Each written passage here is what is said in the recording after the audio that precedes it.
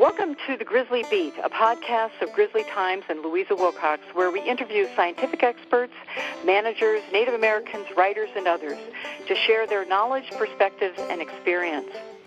This comes at a time of enormous interest in the grizzly bear's future as the government proposes to remove federal protections, and citizens are asking important questions. We hope the information shared here will help listeners shape their own answers. This is Louisa Wilcox, and you're listening to the Grizzly Beat. And we're here today with Stephany Seay, media coordinator for the Buffalo Field Campaign. Stephany is on the front lines of protecting Yellowstone's buffalo, for which there is sadly great hostility still here in Montana and among cattle growers. She and other members of the Buffalo Field Campaign monitor buffalo year-round, and they bear witness to the government's mistreatment of them, such as last winter when 600 animals were killed. Stephany, you grew up in rural Virginia in the company of horses. What drew you to the company of buffalo? Well, I have always kind of had a special feeling for buffalo. My family is very, very much attracted and always had high respect for native cultures, and the buffalo are always part of that. But it was when I was working in Washington, D.C., of all places, for a large nonprofit, I learned about the winter kill of 1996-97 when all the buffalo were being gunned down and slaughtered, and couldn't believe that it was going on. And it was very shortly after that Mike Meese and Winona LaDuke and some others were starting to share video footage that Mike had gotten, and they were appealing to other groups to help so we could try to stop this. And, the organization I worked with was, pretty wishy-washy about it. I don't think we need to talk too much about them.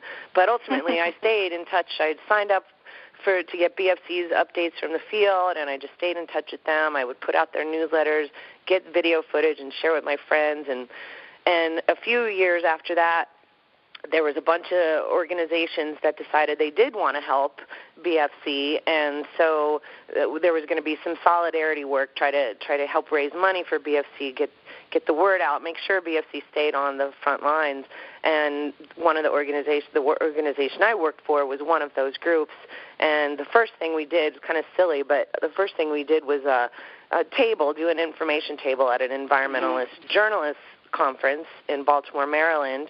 And the group I was with sent me out, and BFC sent out Dan Brister, and Dan and I hit it off. And the following year, I came to visit, and we went into Yellowstone to go backpacking, and I met buffalo, and it was the first time I had ever met wild buffalo, and I looked into their eyes, and that was pretty much it. I remember shedding tears and just feeling completely committed, and the following winter I moved to Montana and have been here ever since. Wow, that's a great story. Well, Stephany, one of the very weird things about the management of buffalo is how stigmatized they are. Ostensibly because they carry the disease brucellosis, which, of course, theoretically could be transmitted to cattle, although that's never occurred, and the chances are so remote that it will occur, given how the disease is transmitted. Buffalo are the only wildlife species to be managed as livestock, and you and others at Buffalo Field Campaign are asking that buffalo be managed as elk, which is a very reasonable request. What do you think the root problem of buffalo management is?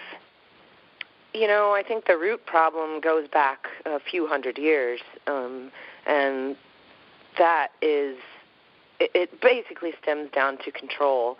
I mean, when European invaders arrived here, they wanted this land, and they wanted the indigenous people out of the way, and one of the ways that they attempted to do that was to kill the buffalo, because the indigenous people were so dependent and lived so symbiotically with the buffalo that to destroy the buffalo, they would be able to try to control the native people. And so I think it boils down to control. And when you look at this issue from all the different perspectives that, whether it's brucellosis or whether it's, just big animals on the landscape, what it really comes down to is grass. It's all about the grass and who gets to eat it. The cattlemen who started to fill up the landscape with cows and their own presence after the buffalo had been nearly annihilated wanted to maintain that control over the grasslands. And so as wild buffalo in Yellowstone, the last remnant population of wild buffalo, as they started to rebound and leave the borders that man had set up for them within Yellowstone National Park, the cattle industry was very afraid of that, and they're still very afraid of that, because wild bison, unlike a lot of other animals, they have the ability to restore themselves. We simply need to get out of the way.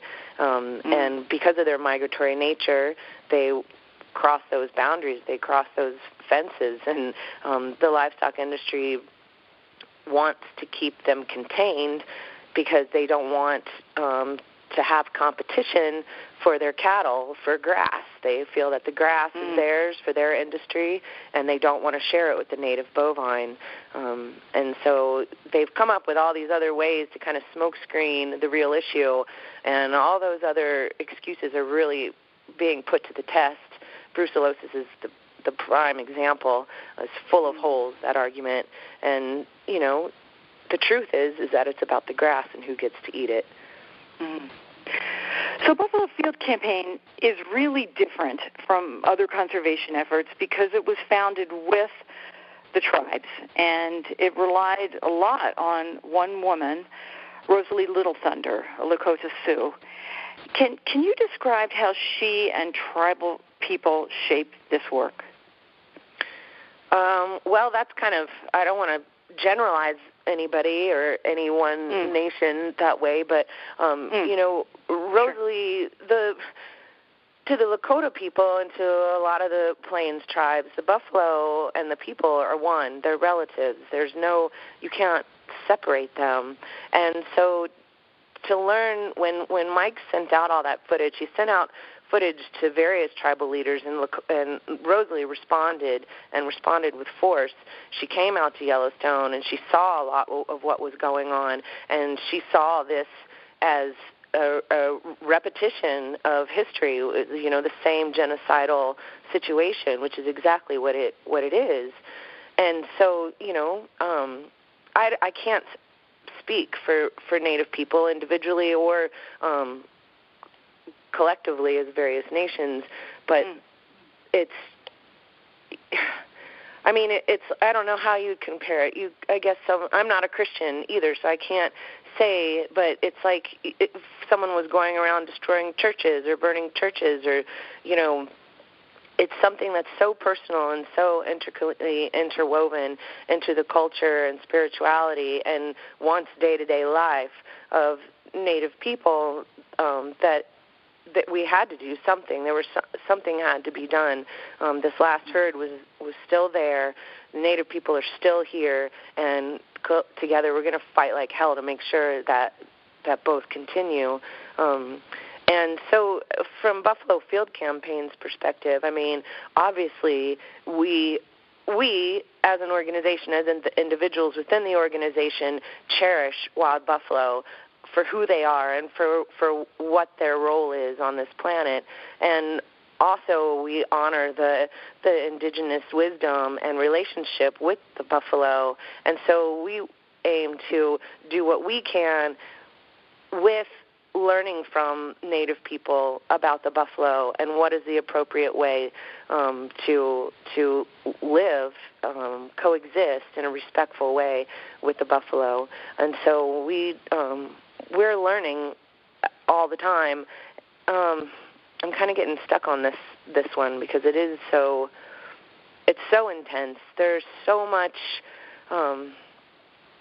of an intricate relationship here that I don't think anyone within white culture can really grasp as much, no matter how much history we read, no matter how much there's something so profound in that relationship. And so Buffalo Field Campaign, we're trying to follow the lead of the people who have this millennia-long relationship with these sacred beings, and we're trying to do the best that we can for the buffalo, for Native people, to help to restore not only the buffalo, but the relationship that the Indian people and the buffalo have with each other. And it's a sacred path. And so there's a lot that we do and don't do. The way we walk the earth, we try to be respectful in all ways, not only to the buffalo themselves, but to the Native people whose relatives these are. Does that answer your question at all? Yeah, and it is a path. I mean, you speak about a path, and it is a lifestyle path for all of you who choose to work with Buffalo Field Campaign, and you live together in communally in remote cabins in West Yellowstone and some in Gardner now. And the Buffalo Field Campaign attracts volunteers from all over the country and indeed the world. And, of course, winters up in West Yellowstone are bitter cold, and you burn immense amounts of wood to stay warm. And people are keeping track of buffalo on skis in frigid temperatures, some with very little experience in such conditions. So what is living in that environment like for you? It's awesome. I love it. I think most of us that are there, we thrive in that. I mean, bring on the next ice age, really. But no, it's challenging, but it's wonderful, and those of us that do this, I don't think any of us would want to live any other way. We get to go out into those formidable temperatures, into that deep, deep snow on negative 40 days, and stand with the buffalo who are just living in it. They don't get to go home and change into warm clothes and sit by a hot fire. They're out in their element all the time, and it's a gift every day to be able to be on the landscape with the buffalo like that. And it's a unique thing in this entire country, and I would say on this continent in regards to buffalo, because Yellowstone is the only place where we have this wild migratory herd left. And it's not as if we're just driving a road and there's buffalo behind fences and, they're over there, see the buffalo. It's like, no, we're walking in their trails. We're following their tracks. We're smelling them as we get close to a herd. We're picking up their shedded hair on the ground or following the tracks that they've left through the hair that's caught in the pine cones of the trees. And it's an invigorating thing, and it helps us realize that we're living with them on their home, that it helps us with the perception of our place in this world, which is as a co-inhabitant with them. They humble us, and they are our greatest teachers. As you mentioned, we do live in community, and buffalo in herds live in community. And so we try our best to look to them to see how they interact with each other and try to emulate that within our own community. And certainly it's challenging. I mean, it's always challenging to live with a lot of people, and especially when there's a constant turnover with new volunteers coming all the time. But it's also truly invigorating, and we learned so much. And the buffalo have been one of our greatest teachers in helping us learn how to live together cohesively in a manner that is respectful to the earth, respectful to each other, respectful to other non-human nations. And so it's as much heartbreak as we do witness, and that also intensifies the heartbreak, getting to live with these animals in this manner. We are truly blessed. And we also have this little saying that, the buffalo, they call the people. They call their people to come and stand in their defense. And ultimately, it is them that are teaching us how to save us from ourselves rather than us really coming in to save the buffalo. The buffalo have it all figured out. They're waiting very patiently for us to learn and to reawaken and to catch up. Yeah. So as media coordinator, Stephany, you write the weekly updates, the weekly news updates for Buffalo Field Campaign, and some of them are angry, and some of them are sweet, and at least one that I read was incredibly sad after you watched a mother buffalo standing over her baby who couldn't get up, and days later she still wouldn't leave its body.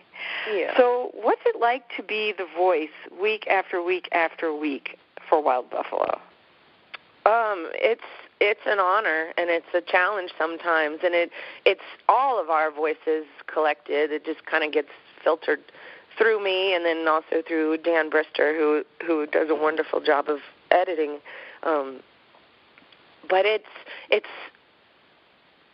something that I take very seriously, because we are trying to be a voice for the buffalo. I mean, the buffalo have their own voice. It's just most people can't hear it or refuse to hear it. And so to be able to try to tell their story from what we witness, from our perspective, and try to share it as if it was, their perspective, it's an honorable place to be, and it's a very it's challenging at times, because sometimes, there's things that you want to say that you are pretty certain that the buffalo are telling you that maybe isn't going to go over so well with some people. And so you kind of have to, it's weird, you kind of have to be careful sometimes with the things that you say and how you say them, because the buffalo may be screaming something very clearly, and yet we have to try to convey it in a way that will reach a lot of humans and help them understand where the buffalo are coming from. But ultimately, it's an honor to do this, and it never gets old. Sometimes the buffalo channel through you, and other times the volunteers pour right through you. And so it's a collective effort all the time. So here's maybe one of those examples. I don't know. So last March, Yellowstone Park conducted a media tour of its operations to capture 75 buffalo, solely because Buffalo Field Campaign had legally challenged government attempts to keep its handling of buffalo secret. And you and members of the press witnessed mother and baby buffalo being jabbed and prodded and forced into a squeeze chute, after most of which were sent to slaughter. So what was that experience like for you? Well, first I have to say that the legal challenge came with the help. It's not Buffalo Field Campaign that's actually doing the lawsuit. It's my journalist friend Christopher Ketchum and myself are being represented by the Animal Legal Defense Fund. And in response to that lawsuit, the Yellowstone National Park issued a media tour, an access tour, because access is what we're asking for. So this media tour, Mike Meese and I went on for Buffalo Field Campaign.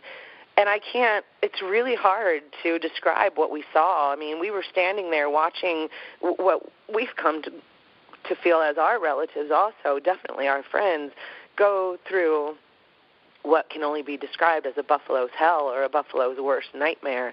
And to stand there and document it and be there and hearing the sounds that the buffalo make and not doing something to stop it was really difficult. But we know how important it is to document these things so that we can show other people what is taking place in there inside Yellowstone National Park. These are the guys supposedly in green, wearing buffalo on their badges, running these poor animals through the gauntlet, and it was awful. I think Mike and I are probably going to have nightmares for the rest of our lives. I mean, he's seen a lot in the early days. He got to see a lot of really horrible things too, which was a catalyst for a lot of the video documenting, showing people what was taking place. But this particular tour, we were given the most access we've ever had before, and it was very difficult, but it was very important. And Yeah, it's hard to talk about even, but you could, if you wanted to, you could look on our YouTube channel, BFC Media, and look at a video called The Buffalo Trap, and that's from this past tour, and it's very difficult to watch, but it's really important for people to see what's happening, and so we're hoping that the more people that see what's taking place in there, coupled with all of the science that's coming up and just the political and public sentiment changes and the landscape changes, we can help eventually shut this trap down. That's the ultimate goal.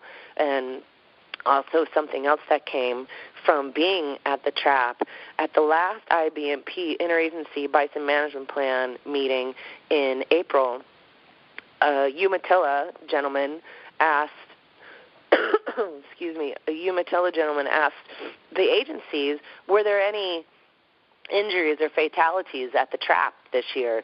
And the microphone was handed over to Rick Wallen, who's Yellowstone's bison biologist, and he simply said no. And we were able to call them out on that. That was a blatant lie. I happened to have my laptop with me at that meeting that day, so when I went up to give my public comments, I pulled up my photos of calves, yearlings, almost yearlings, who had their horns torn off during the squeeze shoot operation. And, there's numerous things that we didn't get to see, even being on the media tour. But because we were allowed to be there, we were allowed to catch the government in a lie and tell the public that, yes, you were just lied to by Yellowstone National Park, and show them the actual truth. And otherwise, if we hadn't been able to be there, everyone would have just had to take the word of no and accept that as the truth. And, in fact, it was a lie. So there's a very strong importance. That was just one underlying piece of it, that we need to have access to that trap. We need to see what's going on in there. The public is paying for this. The buffalo are paying with their lives. And, this is on public land, public money. We have a right to be in there and documenting what's happening. Absolutely. But, Stephany, you also recently experienced a big win, and a new policy allows buffalo to live hassle-free year-round on Horse Butte near West Yellowstone in Montana for the very first time. And you watched, well, not for the very first time, but for a long time, for the first time for a long time in history, and you watched mother buffalo raising their babies peacefully and not having to run from helicopters or cop cars with lights flashing and sirens blaring. What do you think the key ingredients of success were for the new Horse Butte arrangement? To quote Brock Evans, endless pressure, endlessly applied. I mean, we have been fighting for Horse Butte for almost 20 years, and the science, the landscape situations, the public support, everything pointed to this makes perfect sense. Obviously, it's the buffalo's land to begin with, but all of their excuses we were breaking them down, and it just took years and years of that kind of pressure and years of showing how ridiculous and how harmful these operations were, and not to mention costly, if economics is your thing. It was just, it was a no-brainer to have this decision come to play in the grand scheme of things, but politically this was ginormous, especially in Montana. We actually there's a crack in the dam now, and we're still, it's still swirling around in our heads like how significant this win is. We're still trying to learn how to celebrate, because we've been so used to being on call and just ready for these war zone types of events day after day after day, year after year after year. And so all of a sudden there's been this ceasefire, and buffalo they're being buffalo, and the people that live around the village are grinning from ear to ear. They're loving it. Everyone's loving it. And just to be able to know that those buffalo right there on the public land, on the private land, wherever, they're okay now. We got this for them. And so many had to die to get to this point, and we have to always apologize to those buffalo that we weren't able to save. And now this first new generation of calves, for the most part, none of them will hopefully ever have to experience those brutal activities ever again. And so we look at those little guys and we're like, yeah, welcome to the world. And it's a true welcome this time. It's not being born and then having a helicopter chasing you for 15 miles. This is, they get to just be buffalo, and it's the most beautiful thing. And we're still, like I said, we're still trying to wrap our heads around how great this is. It's a huge victory. On the landscape terms, it seems very small, and it is very small because, buffalo covered most of North America. But to get Horse Butte and those surrounding lands is huge, and it's only the beginning. We're not going to stop there. Well, congratulations, and here's to many more, and many more landscapes open to buffalo. Yes, so, thank you. Absolutely. So back to your other love, or one of your other loves, horses, a habit that you've been able to pick back up here in Montana. And you're working with a trainer, a cowboy, no less, different than the sorts you've had to deal with at the Department of Livestock, Buck Brannaman. So what have horses taught you? And are there different lessons than those that buffalo have taught you? Yeah, horses, teaching and learning from horses is a lot like teaching and learning from children.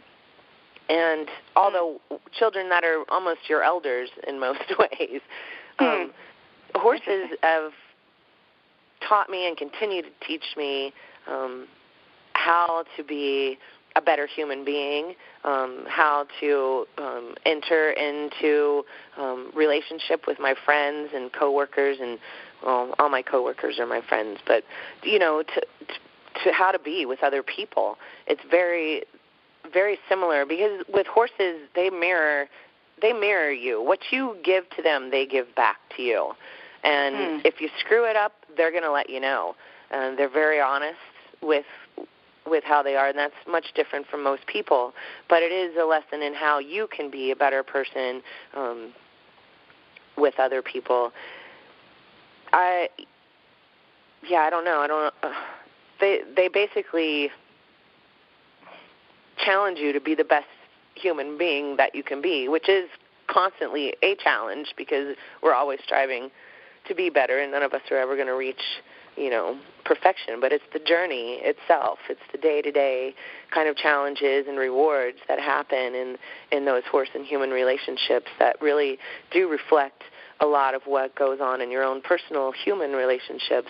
And so they've been a huge gift to me as far as trying to become a better person and seeing things in a clearer perspective, being a more congruent human being and being clear and direct, learning how to set boundaries, learning when to say, no, or learning when to let it go. It's they're amazing creatures. And as far as Buck Brannaman goes, he's definitely my horsey guru. I wish I could be with him every day that I'm not with the buffalo and playing with horses with him. But I do get to check in with him when he comes to town in Montana. It's his old stomping ground, so it's kind of like his homecoming when he gives clinics around here. And I had one opportunity to bring my own mare, Starlet, to do a clinic with him. And as much as I love him, it was definitely, I'd call it horsemanship boot camp, because he's tough. I mean, he's serious,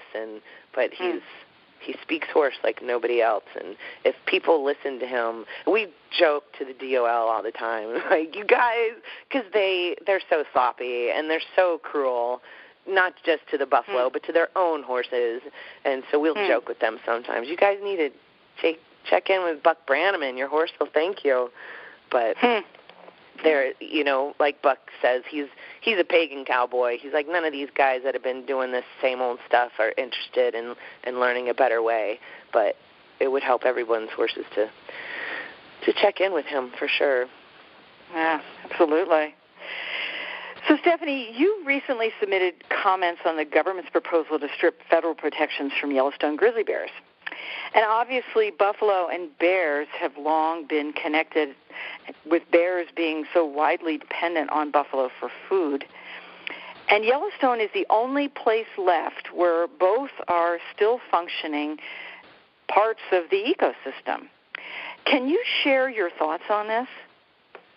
Yeah, I mean, first of all, it was a huge honor. Buffalo Field Campaign was very excited to help grizzly bears in this way, and we look to you and to Dave Mattson. A lot of our words came from you guys, as well as Doug Peacock and Hey Bear Goal Tribal Coalition. The grizzly bears, we live with grizzly bears, especially in the spring when they're awake and the buffalo are migrating through there. We come across fresh grizz tracks, fresh sign. We see bears from time to time in the areas that we patrol, and it's such an awesome feeling when you come across fresh grizzly bear tracks. It's like, oh, they were going the way we're going. I guess we're going to probably head a different way today. But it's really exciting. But, grizzly bears depend on winter kill buffalo and elk, of course, when they wake up in the springtime as the first good, huge source of protein. And so when there's more buffalo on a larger landscape, that's going to be a benefit to grizzly bears. And so we'd like to figure out ways where grizzly bears and buffalo can help each other out in gaining more ground in increasing their population and being a healthier symbiotic relationship. One thing that the grizzly bears did to help buffalo is in the first few years of hazing, a lot of that hazing was done in the wintertime. And so the agencies never considered the impact to grizzly bears because they considered, well, they're hibernating, so it's not going to bother them. Well, as the years went by, more and more hazing started happening in the springtime, and that was right when grizzly bears were starting to wake up.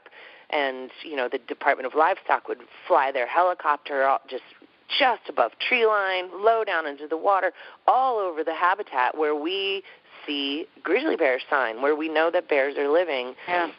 And so the Alliance for the Wild Rockies ended up filing a lawsuit using BFC as expert witnesses to try to ground the helicopter because of not only the impact that it had on buffalo, but the impact that it had on federally protected grizzly bears.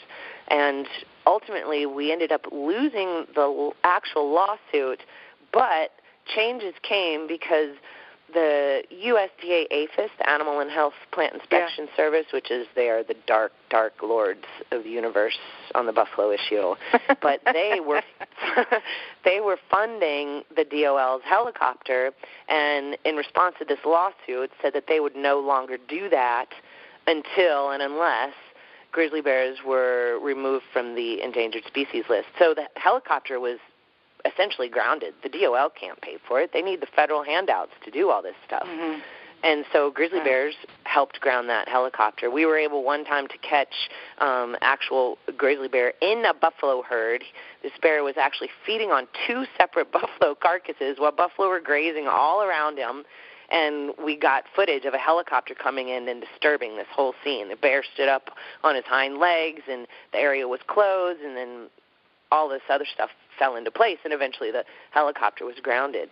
So, and, in turn, grizzly bears need buffalo to be on the landscape because, as we know, with climate change, more and more of the bears' main food sources are disappearing, and the buffalo meat is becoming more and more important, which is also very dangerous for bears because there's more competition with either wolves or other bears, which is bad for cubs. So it seems, and the human-caused mortality is increasing with the increased need for meat. So we need to spread it out. We need more buffalo on a larger landscape. We'll help grizzly bears. It will be a benefit to the buffalo and the land herself. It will be a benefit to tribes who want buffalo to return in a respectful manner. So all in all, I think these two others can help each other out and help heal the land together and help heal each other in the process. thank you very much, Stephany. You're listening to Stephany Seay with the Buffalo Field Campaign. Thank you so much.